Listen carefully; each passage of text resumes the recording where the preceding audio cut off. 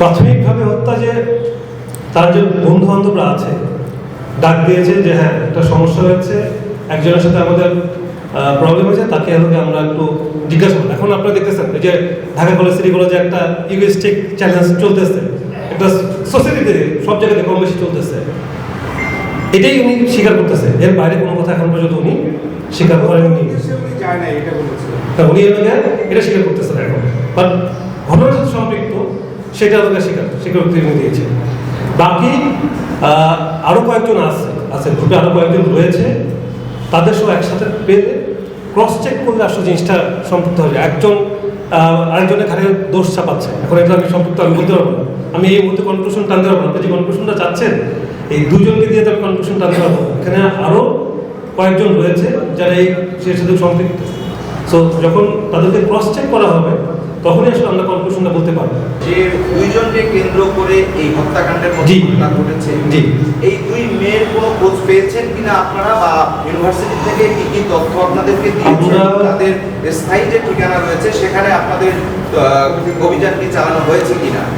আমরা ইউনিভার্সিটি তথ্য কালেক্ট করেছি, একটা বিজ্ঞ আদালত থেকে একটা নোটিশও আমরা দেখেছি যে তাদেরকে হাজির করার ব্যাপারে অলরেডি আমাদের কার্যক্রম শুরু হয়েছে। আমি প্রথমেই বললাম যে ঘটনা ঘটার পরবর্তী সাথে সাথে সবাই আমাকে মোবাইল বন্ধ করে গা ঢাকা দেয় কয়েকদিনের জন্য, আর যার ফলশ্রুতিতে একটু সময় লাগে। তাদেরকেও আমরা অলরেডি অনেক কিছু আমরা আগিয়েছি। আমি বলবো যে যত বেশি তথ্য দেওয়া হয় আসলে তত কষ্ট হয়ে যায় অপরাধীদের ধরা পাবলিকলি। আমরা চেষ্টা করতেছি, এজার নামে যে কয়জন আছে এখান থেকে আরও কিছু নতুন লিড পাচ্ছি আমরা।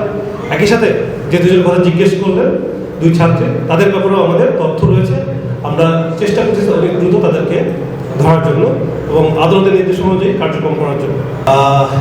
এটা তো সিচুয়েশন বেস করবে।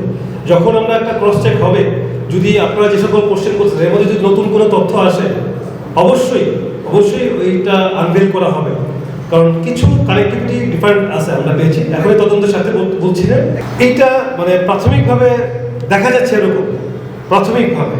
এই জন্য বললাম যে আরো দুজনকে পেলে, স্পেশালি 6 নম্বর আসামি কে পেলে মনে হয় আরো 1, 4, 6 1, 4 যেহেতু পুলিশের কাছে আছে, 1, 5 আমরা ধরেছি, 6 চারজনকে একসাথে করলে আসলে গল্পটা জানা যাবে। কারণ একজন আরেকজনকে বর্তমান প্রেক্ষাপটে আপনারা জানেন র্যাব ধরে 24 ঘন্টার মধ্যে আমরা হ্যান্ড ওভার করে দিচ্ছি।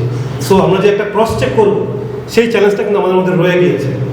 সো থানাতে বাকি ইনভেস্টিগেশন হচ্ছে, বনানী থানা এটা বেটার বলতে পারবে, সত্যি কথা বলবো, কারণ সকল আসামি এবং রিমান্ডের যারা নেওয়া হয়েছে সবাই কিন্তু বনানী থানাতে রয়েছে, ওনারা বেটার বলতে পারবে। বাট আমরা আমাদের তথ্য প্রযুক্তির মাধ্যমে এবং গোয়েন্দা তথ্যের মাধ্যমে কিছু কানেক্টিভিটি তৈরি করেছি।